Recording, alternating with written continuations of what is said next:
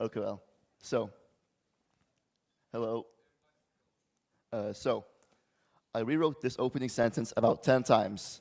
I deleted it, I rephrased it, I paused, and I thought maybe I should start over. Not because I didn't know what to say, but because I wanted it to be perfect. And that's when I realized that the problem wasn't the sentence, it was the expectation. Perfect is never the goal, it's always the enemy. So, that's what I'll talk about today. Perfectionism is one of the most accepted forms of self-sabotage. People will brag about it like it's a trophy. People act as if it means that we're hardworking and focused, but it doesn't. It usually means that we're scared, that we're afraid to start, afraid to mess up, afraid to be seen trying and not succeeding, and afraid of being judged while we're still learning. So, instead of moving, we hesitate. And instead of creating, we critique. And in trying to make it flawless, we make nothing whatsoever. So, it looks like this. You get an idea, you're excited, motivated, you can feel that spark. Your brain lights up with possibilities. You can picture it, and you want to begin. But then, you hear it. That malicious voice in your head asking you, what if it's bad? What if people judge me? And what if I'm not good enough yet? And so you pause. You scroll TikTok instead. You tweak the plan, and you overthink. You convince yourself that you're just getting ready. But you're not getting ready. You're hiding, and then you do nothing. The loop simply resets, the idea fades, and the spark dies out. I've lived in this loop myself. Projects that never left the planning stage. Ambitions I've had that I never pursued. And even with this very talk, I've edited the script so many times that I've lost count. Perfectionism didn't push me forward. It paralyzed me. It fed into my fear and killed the action. So, these two works were never finished. On the left is Michelangelo's Atlas Slave, a human figure trapped in stone, and on the right, Keith Haring's final mural, which was left incomplete when he passed. Two different time periods, two different artists, but one thing's in common. They weren't done, but they still matter. People still visit them, study them, feel something when they see them. Not because they're perfect, but because they're simply real. These pieces hold power, not in being finished, but in their rawness. Their process is visible, and the effort is simply undeniable. And in a way, that makes them more human than the finished works, because they carry the fingerprints of imperfection. They remind us that making something real is better than not making anything at all. The work doesn't have to be finished to be meaningful, but it has to exist. And for it to exist, you have to start. Michael Jordan, one of the greatest basketball players of all time, once said, "I've missed more than 9,000 shots in my career. I've lost almost 300 games.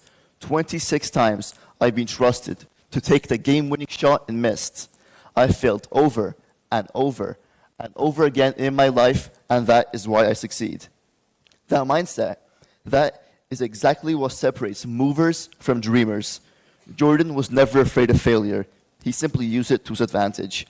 And it's not just sports, it's everything.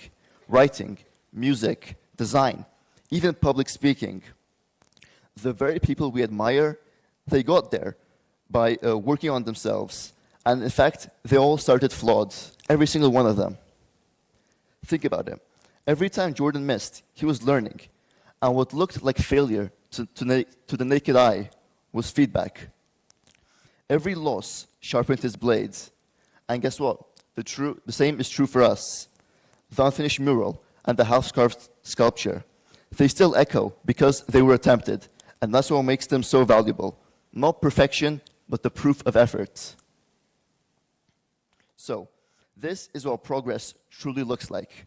Not clean workspaces and flawless plans, but bins full of half sentences and pages torn out. Sketches abandoned, ideas scribbled, scratched out, and rewritten. These are the things that no one else reads, but they existed, which means somebody tried. Crumpled paper isn't a symbol of failure. It's a symbol of motion, and motion matters more than outcome. Because for every book you love, there are dozens of chapters you'll never see. For every good song, 15 scrapped demos. And for every great speech, 50 terrible drafts. What you see is the highlight reel, and what you don't see is the bin. These are the pages that you never see, not because they were worthless, but because they were the steps that led to something greater. The reason most people never end up here is because they never start. They're too afraid that their first attempt will end up here in this bin. But here's the honest truth. Every bin like this is closer to progress than perfection ever was. And every failed attempt is a brick in the road forward. So earlier, I said that putting too much pressure on yourself can lead to perfectionism. And that's true. When you expect every sentence, every move, every idea to be perfect, it's exhausting. You freeze, you overthink, and you stall. But some pressure, the right kind and in the right amount, that can actually help. So here is a picture of a diamond in the rough. It's not cut, it's not polished, but it's still valuable because of what it's been through, the immense pressure. Pressure didn't ruin it, it simply shaped it. And to be honest, if not for this talk, I think I would have kept tweaking the script forever. But the pressure of a deadline, a stage, it gave me the push I needed to stop obsessing and start speaking. And that is the kind of pressure that helps. So yeah, too much pressure holds us back, but just enough and it reminds us to move. So let me say this as clearly and honestly as I can. You will never be ready. Not fully, not perfectly, and not in the way you're imagining. So if you're waiting to feel ready before you start, you'll be waiting forever. The only way to get ready is to begin. Start, and you'll learn what you need.